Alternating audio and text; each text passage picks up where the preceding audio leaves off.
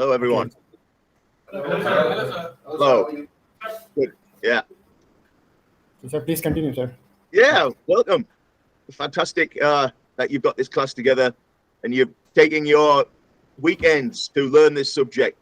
We really respect the fact that you see enough benefit in this to take your weekend. You can teach people around the world a lot of discipline. There's a lot of people in England, they won't take their weekend. So we can teach them a lesson. Right. So supply chain management. What an important subject in 2023. You definitely are in the right class for learning a subject that is in demand and is critical to all international global business. The parts that I want to mention today are three. One is the subject of flow, the idea of flow, which is a lean principle, of course. The other one is the subject of reconciliation of, in particular, the goods and the data. How do you reconcile the accounting, the ledger, with the actual products? And the third thing I want to talk about is inventory and the amount of inventory which you should keep at each node or each silo, each intersection in the supply chain. So what supply chain management is trying to achieve is flow of the product and the data from the point of order to the point of delivery. And that flow is a concept that comes, of course, from lean principles. Lean, some of you will be, I'm sure, green belts and black belts in Lean Six Sigma, and Box Brain, of course, put on those classes as well. And what flow means is to get from the start to the finish without delays, without stoppages, and without unnecessary slowdowns, without any impedance to the movement of the product or the data. And there's many tools and techniques that try to create flow. Flow is going to create better throughput, and that's what you want in a supply chain. You want to get throughput. Throughput is measured as the amount per unit of time. How much are you going to deliver in a certain amount of time? Throughput.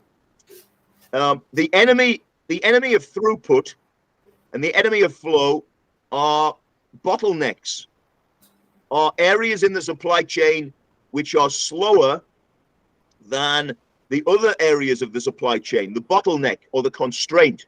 So these are words that I'd like you to start using: flow, bottleneck, constraint, throughput. And it's very important to always recognize what is the bottleneck, the slow part in your supply chain, because the total throughput in your supply chain will not be any greater than the throughput of the bottleneck. That's a common sense principle, but some people still don't understand that you are only going to get the throughput in the supply chain, which is equal to the throughput of the slowest point, right? So I hope that in your course you've been talking about that, about the flow, the throughput, the bottlenecks, etc. The next point I wanted to talk about was reconciliation of data, because at each point in the supply chain, you have the product which is being handed off from one supplier to the next supplier to the next supplier. And are you all right, Saad? Yes. Yeah, all right. It looks good. Yeah. And it's often very difficult for the data to keep up at the same speed as the product. It used to be all in paperwork. And as you know, the paperwork had to match the product. So when it was a very paper intensive supply chain and you had you had to have many copies of the bills of lading, for example, and they all had to be correct at the point of transfer, right?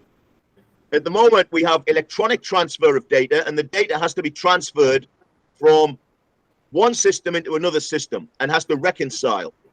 And until that reconciliation has taken place, the product is not allowed to move. So what has been happening recently, and this is from data that I've been able to get through my work with ILSSI, is that actually the IT systems have become so slow. Well, the technology's got faster, the processors have got faster, database processing has got faster, but the data has got bigger. And the amount of data, the metadata associated with product transfers, the complexity of the data has got bigger.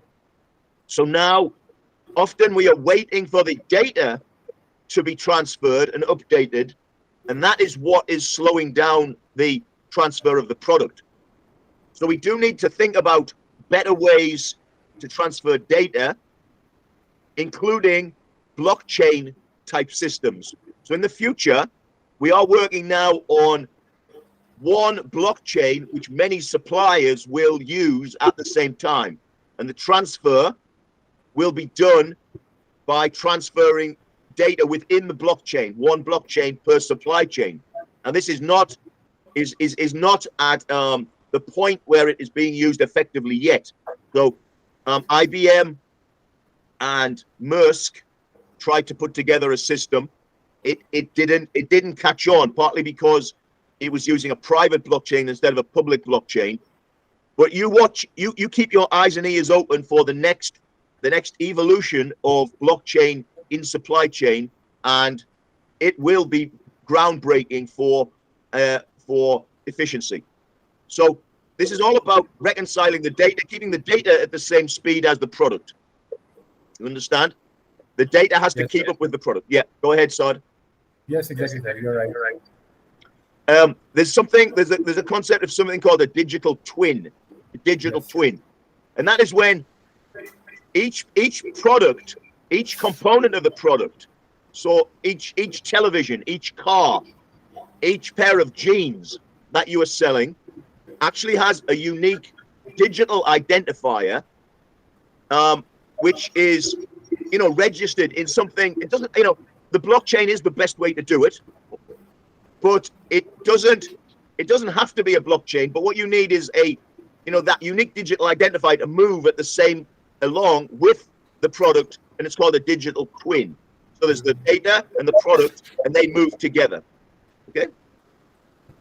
The third point I wanted to mention was about inventory, and inventory calculations are extremely important within supply chains. And when you get them wrong, then you get